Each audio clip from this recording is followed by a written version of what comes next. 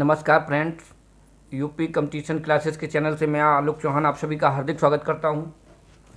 जैसा कि आज शनिवार 12 जनवरी को आपका जो साप्ताहिक टेस्ट हुआ है उसके प्रश्नों का सॉल्यूशन लेके हम आप लोगों के बीच में आए हुए हैं। तो आप जिन लोगों ने अभी तक यूपी कंपटीशन क्लासेस के चैनल को सब्सक्राइब नहीं किया है, कृपया करके सब्सक्राइब कर दें, वीडियो को लाइक ज़रूर कर दें। तो आज का आपका पहला प्रश्न है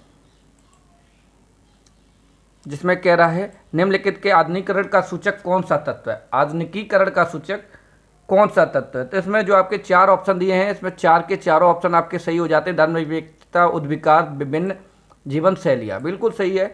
चौथा ऑप्शन आपका सही हो जाता है। चलते हैं अगले प्रश्न की ओर। प्रश्न नंबर आपका अगला है, निम्नलिखित में से आधुनिकता के आयाम कौन कौन से हैं। तो इसका भी आंसर सही है। ये चारों जो दिए गए हैं सबके सब आधुनिकता के, मॉडर्नाइजेशन के आयाम दिए गए हैं। सांस्कृतिक पहलू है, वैश्वीकरण है, राजनैतिकता है या आर्थिकता है, जो भी है सबके सब आपके सही है।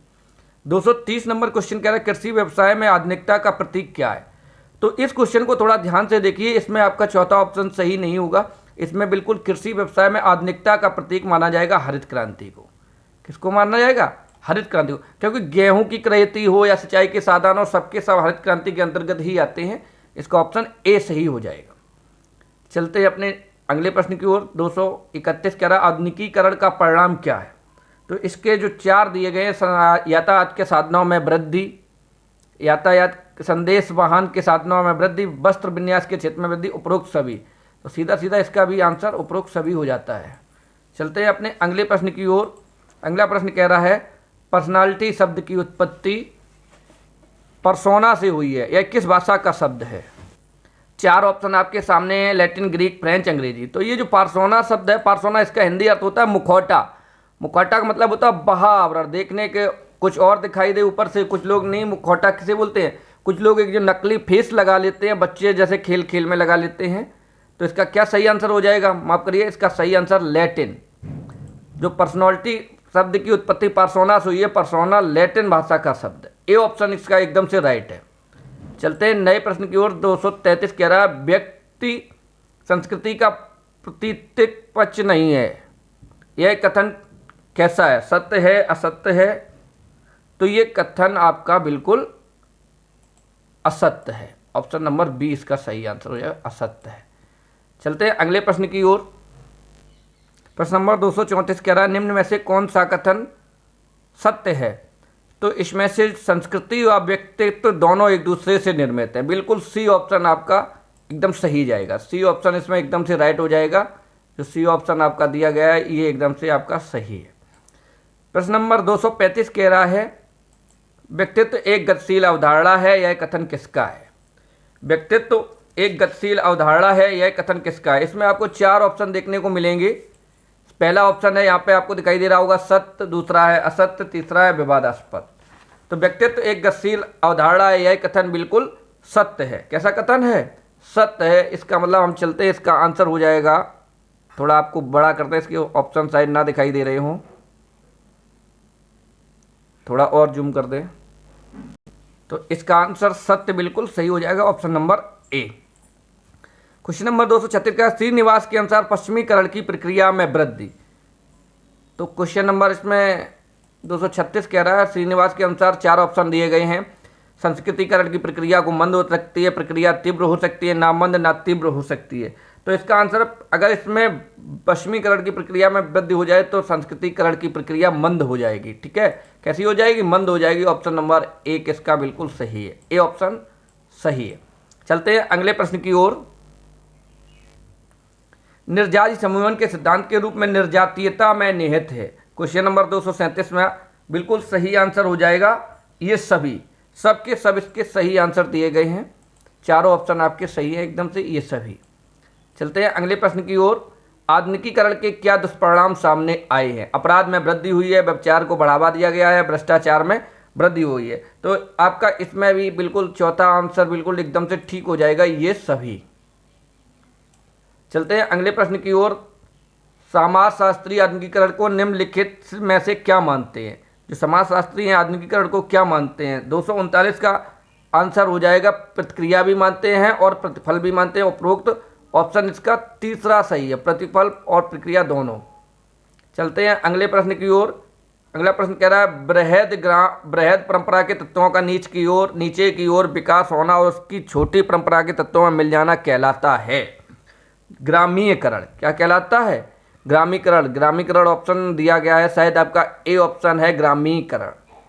ऑप्शन ए बिल्कुल सही हो जाता है। चलते हैं अगले प्रश्न 241 की तरफ।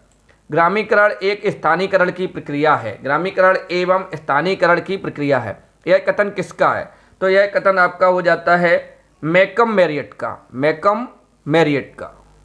इसका सी ऑप्शन एकदम से करेक्ट है, मैकम मैरियट। चलते हैं अगले प्रश्न की ओर। 242 कह रहा है ग्रामीकरण की विशेषता इनमें से कौन सी है? तो इसका भी आंसर बिल्कुल सही है। उपरोक्त सभी इसके आंसर हो जाएंगे। ऊपर के जो 3 विकल्प दिए गए हैं, 3 के तीनों सही हैं। ये सभी ग्रामीकरण की विशेषताएं हैं। ये आपका ऑप्शन बिल्कुल सही हो जाता है। चलते हैं अगले प्रश्न की ओर। 243 कह रहा है किस नियम के अनुसार परिवार की संपत्ति में परिवार के प्रत्येक सदस्य का अधिकार जन्मजात होता है? तो ये होता है आपके मिताक्षरा परिवार में, जो कि अपने यहाँ भी लागू है। किसमें? मिताक्षरा परिवार में। अच्छा, क्वेश्चन थोड़ा नीचे हो गया। मिताक्षरा परिवार में ऑप्शन इसका सी बिल्कुल सही हो जाता है। चलते हैं अगले प्रश्न की ओर। संयुक्त परिवार में सर्वोच्च स्थान किसे प्राप्त होता है? संयुक्त परिवार में सर्वोच्च स्थान किसे प्राप्त होता है? तो संयुक्त परिवार में जो सर्वोच्च स्थान होता है हमेशा कर्ता को प्राप्त होता है। किसे प्राप्त होता है? कर्ता को। ठीक है।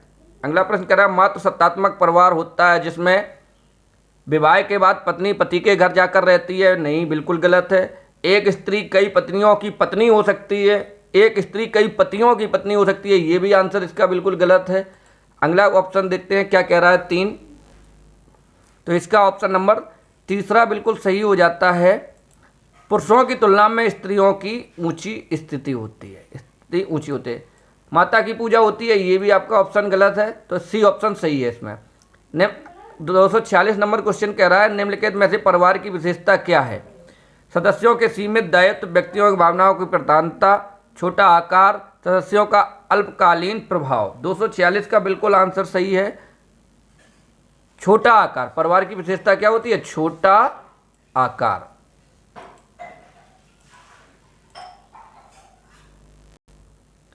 चलते हैं अपने अगले प्रश्न की ओर।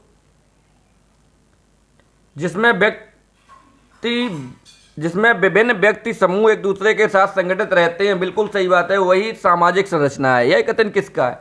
तो यह कथन है मैकाइवर एवं पेज का। हमने आपको ऑफलाइन क्लास में भी कई बार कराया है, प्रैक्टिस में कई बार कराया है। ज्यों कहते हूँ आपको शनिवार के पेपर में रखा गया था, मैकाइवर तथा पेज। चलते हैं अगले प्रश्न की ओर। सामाजिक संरचना की अवधारणा का आधुनिक स्वरूप प्रदान करने का श्रेय किसे जाता है? ठीक है, 248 में आंसर आपका है कार्ल मानहेन को। किसे? अच्छा, 248 में ऑप्शन थोड़ा आपको कम दिख रहे होंगे। ये पहला ऑप्शन है मार्टन और पार्सन्स को। बिल्कुल बिल्कुल, मार्टन और पार्सन्स को दिया जाता है। ऑप्शन नंबर ए, मार्टन और पार्सन्स। क्वेश्चन नंबर 249, सामाजिक संरचना अंतःक्रियात्मक सामाजिक शक्तियों का जाल है जिसमें विभिन्न प्रकार के निरीक्षण और चिंतन पद्धतियां उत्पन्न हुई हैं। यह कथन किसका है? यह कथन आपका कार्ल मानहेन का। किसका है? कार्ल मानहेन का ये आपका कथन है। ऑप्शन नंबर बी बिल्कुल सही हो जाता है। चलते हैं अगले प्रश्न की ओर। 250 नंबर क्वेश्चन कह रहा है किसे 3 शाखाओं में उल्लेख किया गया है? ठीक है, गृहस्थ, तपस्वी, ब्रह्मचारी के कर्तव्यों को। तो इसका ऑप्शन हो जाता है छंदोग्य उपनिषद। ठीक है, बी, सी ऑप्शन इसका सही हो जाता है। ऑप्शन नंबर सी सही हो जाता है। बिल्कुल आप लोग आसानी से कर सकते थे इस क्वेश्चन को, जो आज आपके पेपर में आया था। अगला क्वेश्चन, श्लोक दिया गया है किस धर्म से संबंधित है? तो ये जो श्लोक आपका दिया गया है बौद्ध धर्म से संबंधित है। ठीक है, सी ऑप्शन भी इसका बिल्कुल सही है। क्वेश्चन नंबर आज के लिए अंतिम था आपके पेपर का। जो लोक और परलोक का कल्याण करे वह धर्म है। यह कथन किससे संबंधित है? ये किस दर्शन से संबंधित है? तो ये आपका वैशेषिक दर्शन से संबंधित है। आप बताइए वैशेषिक दर्शन से संबंधित कौन थे? तो इससे संबंधित थे कणाद। कौन थे? उलूक कणाद। योग दर्शन से पतंजलि। और आपका बात करें सांख्य दर्शन से कपिल। जैन दर्शन से आपके पार्श्वनाथ भी देते हैं, महावीर स्वामी भी देते हैं। दोनों ऑप्शन आपके करेक्ट हैं, ठीक है। वैश्विक दर्शन से कणाद, योग दर्शन से पतंजलि, संघ दर्शन से कपिल, इस तरह से न्याय दर्शन से गौतम का होता है। ठीक है दोस्तों, आज तो हमने आपका जो शनिवार का पेपर था आपको करा दिया है। आपको फिर बहुत मिलेंगे बहुत जल्द अगले वीडियो में। तब तक के लिए हंसते रहिए, मुस्कुराते रहिए। जय हिंद, वंदे मातरम।